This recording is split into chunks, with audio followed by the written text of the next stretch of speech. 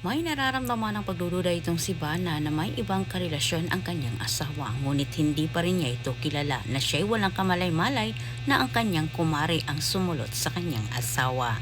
Samantalang pinagtangkaan naman ni Megan na isabotahe itong si Jenny sa loob ng party. Sa kadahilan ng gusto nilang mapahiya itong si Jenny.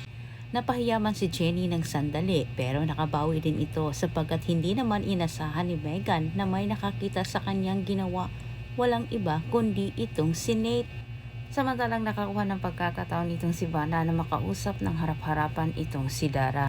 Kanya itong kinumpronta patungkol sa music proposal na kinuha ni Dara.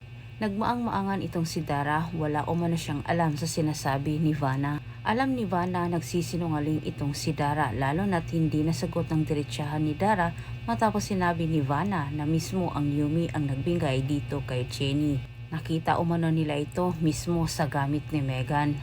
Pinapaliwanag ni Vanna itong si Dara kung anong ginagawa nito sa opisina ng kanyang asawa lalo't madalas na umano itong nakikita ni Jenny. Pinapalabas ni Dara na siya'y sinisiraan ni Jenny, pinag-isipan umano ng masama kahit sinabi ni Dara na hindi umano dapat paniwalaan ni Vanna si Jenny.